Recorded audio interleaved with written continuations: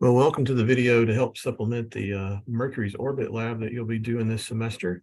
You'll need a couple things as you do this. You'll need the data table, which has all the elongations of Mercury, which is at the end of the write-up that gives you the instructions. You'll need a protractor and a ruler, and you'll need to print out the chart, the blank chart that has this big circle on it and the scale here. This circle represents the Earth's orbit and where the Earth is as it goes through the course of a year, orbits around the sun. The dot in the center represents the sun. Again, technically the Earth's orbit is not a perfect circle, but it's pretty close to it. So this is a good representation of Earth's orbit.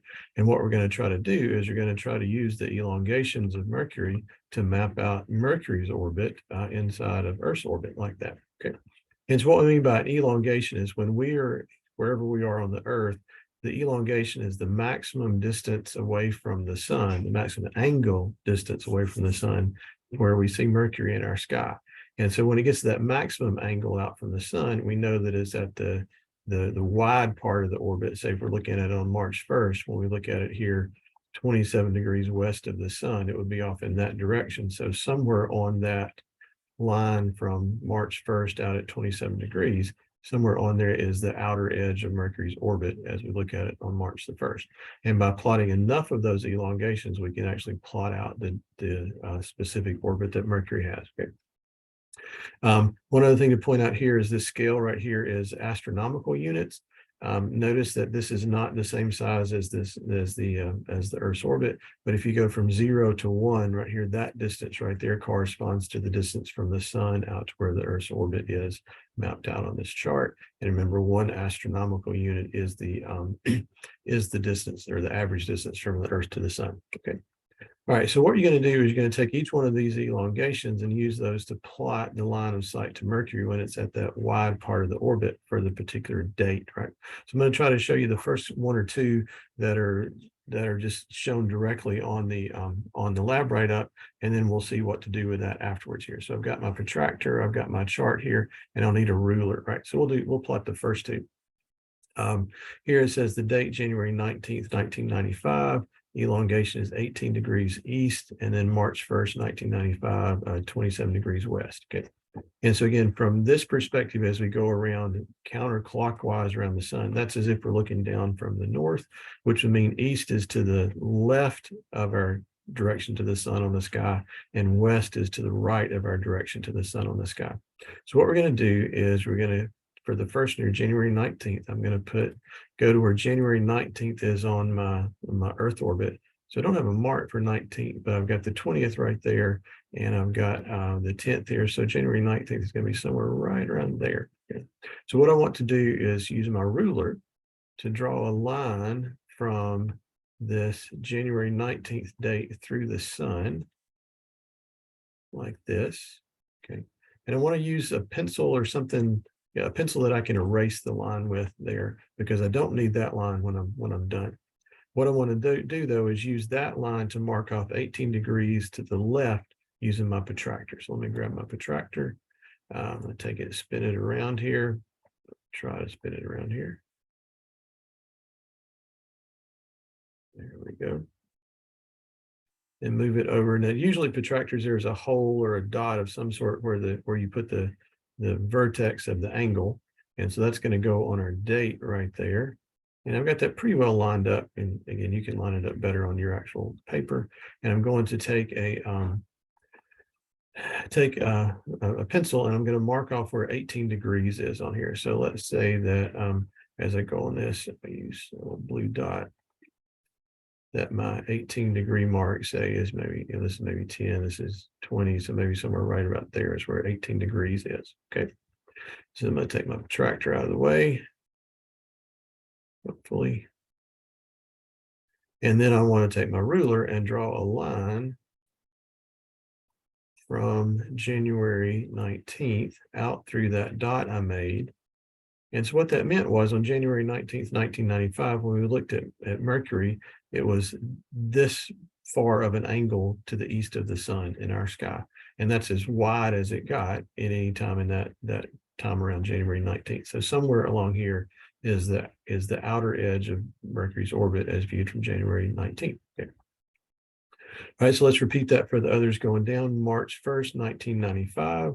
So I want to take my calendar, put a little dot on March the 1st, which would be right here. Oh, I'm sorry, I forgot to do one thing on this. Once I get this line here drawn for the 18-degree angle, I want to take my eraser and go back and get rid of that line from the sun. If I don't, it's going to get really muddled up in there, and it's going to be hard to tell what's going on. All right. So, so take my pencil, put a mark here on March the 1st. Then I'm going to draw a line from March the 1st to the sun, like that, or through the sun. And then this elongation is 27 degrees to the west. So I'm going to take my protractor, and instead of going to the east or to the left of the sun, I'm going to go to the right of the sun. So go over here, take the little hole or angle spot of my protractor, put it right over March the 1st, and try to line up 0 with the line of the sun. And then I want to measure off the little mark where the 27-degree mark is. So yeah, here's 10, here's 20, here's 30. So maybe right about there is where 27 degrees is. Going to take the protractor out of the way and then use my ruler to draw a line from March the 1st out through that mark I made. So that gets me 27 degrees to the west of the sun. I know Mercury's orbit, the edge of Mercury's orbit is somewhere along that line there. Okay. Now I'm going to again erase that line that I just drew from the Earth to the sun. And that gives me 2 of the basically lines of sight to the edge of Mercury's orbit. I'm going to repeat that for all 20 observations that we have for the different elongations, right? Now that's going to take a little bit of time. But once you get the first 1 or 2 done, you'll be able to get it done pretty quick. You want to pay pretty close attention to the east and west to make sure get on the correct side of the sun as you do that. When you get through, you'll have something that looks a lot like this. Now you'll have more lines on here, but this is enough to get an idea of what's going on. So what we can tell is that the edge of Mercury's orbit is somewhere around here and around here and here and here and here and here and here and here, like that. So this pretty much gives us the shape of Mercury's orbit, right? So what you'll do with these marks then is take your pencil and like sketch in what would be the orbit that fits, as we would say, tangent to all of those lines that you drew. Now I've kind of cheated here and got an ellipse that I've designed to fit into that here like that. And so that would pretty well match Mercury's orbit right there, right? So what we did by looking at all those elongations is we mapped out Mercury's orbit. And so this is what we were trying to get from those observations. So this is kind of our ultimate drawing, sketching goal here, right? And from that, we're going to make the different measurements and answer the questions here. So I'll do the first couple here that we've got. So based on the diagram that I've got here. Now yours will look pretty different from this. I just kind of randomly did this just so we can make some measurements off of it. Okay, if you look back in the lab write-up, the perihelion distance is the distance from the sun to the closest spot on Mercury's orbit, which is going to be somewhere right around here. And the aphelion distance is the distance from the sun out to the most distant spot on Mercury's orbit here. So let's see, for perihelion distance, I'm going to draw a little line here. Let me do something like maybe this color here. And I'm going to draw maybe from right here to right there. That look about right for the perihelion, pretty much the closest spot that we've got. And then what I'm going to do is I've got this scale here that's set up that I can use this to measure. So you could use a ruler and measure how far this was, along a ruler, and then lay your ruler right here. I can't quite do that on this charting software here, so I'm just going to take this, whoops, and try to pull the whole thing down if I can. Maybe. There we go. And then I'm going to spin it around, try not to make it any longer. So somewhere around like that, looks like if that's 0.2 and that's 0.3 astronomical units, then looks like we're looking at about 0.228 maybe for the perihelion distance. And that would be in astronomical units. Don't forget your units on that. For the aphelion distance, same thing. We want to measure from the sun out to the most distant point, which looks like it's going to be right around here, maybe something about like that. And then again, we'll pull this down and see roughly what does that correspond to. Again, you could do it much better with the ruler than I can do it here. It looks like maybe that's about 0.6. We'll say it's 0.62. Just make that what I'm fixing to do a little bit easier if I do that. Okay. But again, you can use your ruler to measure, how many inches or centimeters it is from here to here, and then just measure out that far on your astronomical unit scale to get that. Okay. So again, you'll have different numbers in this because your ellipse will look a good bit different than this one. But let's say this is the numbers that you've got. Then what we did was the perihelion distance and the aphelion distance. So if we add those two together, it gets us what's known as the major axis of the ellipse, the long diameter, if you will. Well, half of that is the semi-major axis. So to find the semi-major axis, we want to add those two things together, 0.28 plus 0.62 astronomical units. That gives us the overall long diameter, and then divide it by 2, right?